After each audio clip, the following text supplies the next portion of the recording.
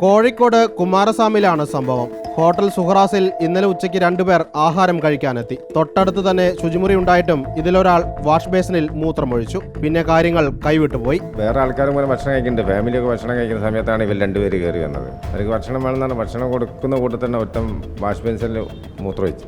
ഇവിടുന്ന് എൻ്റെ മകനും എൻ്റെ 5ാം മകൻ തന്നെ ഇവിടുത്തെ ജീവനൊക്കെ അത് അവർ പറഞ്ഞ് നിങ്ങളത് വെള്ളം ഒഴിച്ച് കഴുകി തന്നെ പറഞ്ഞപ്പോൾ അത് കഴുകൂലെന്ന് പറഞ്ഞ് പിന്നെ അങ്ങോട്ടും ഇങ്ങോട്ടും ഇവരെ അടിക്കാനായി പരിപാടി. എൻ്റെ മകനെ അടിച്ച് അത് കണ്ട് മറ്റവൻ ചെന്നപ്പോൾ മറ്റവൻ അടിച്ച് പിന്നെ രണ്ടാമത് ഈ ഫർണിച്ചർ ഇതൊക്കെ വലിച്ച് ഒക്കെ പൊട്ടിച്ച് നാശാക്കി ഭക്ഷണം കഴിക്കാമെന്നവരൊക്കെ എല്ലാവരും ഇറങ്ങി ഓടുക ചെയ്തത് പേടിച്ചിട്ട്.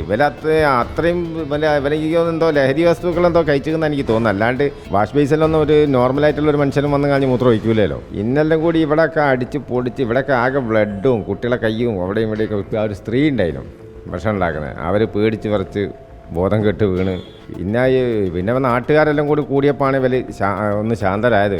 ആ കൂട്ടത്തിലുള്ള ഒരു തമിഴ്നാട്ടുകാരുണ്ട്, അവനാണ് ഇതൊക്കെ ചെയ്തത്. മറ്റവനവൻ്റെ കൂടെ നിന്ന് അവന് വേണ്ടിയുള്ള എല്ലാ ഹെൽപ്പും ചെയ്ത് കൊടുത്തത് മറ്റവനാണ്. അതിലൊരുത്തനെ ഇവിടെ വീണിട്ടൊക്കെ പരിക്കുണ്ട് ഒരുത്തനെ. കാരണം വലിയൊരു അൽമാരിയാണ് പൊട്ടിച്ച് കളഞ്ഞത് ഇവർ. അത് കഴിഞ്ഞ് പോലീസിൻ്റെ അടുത്തേക്ക് പെറ്റീഷൻ കംപ്ലയിൻറ്റ് കൊടുത്തേക്കുന്നത്. ഇവിടെ ബാത്റൂം 2 ഉണ്ടല്ലോ. ബാത്റൂം ഇല്ലാത്ത ഒരു വിഷയമല്ല. ഇവർ കൈ കഴുകുന്നതിൻ്റെ തൊട്ടടുത്ത് ബാത്റൂമാണ്. ബാത്റൂം ഇല്ലാതിട്ടല്ല, ഇവർ വെളിവില്ലാണ്ട് ചെയ്തതെന്നാണ് എനിക്ക് തോന്നുന്നത്.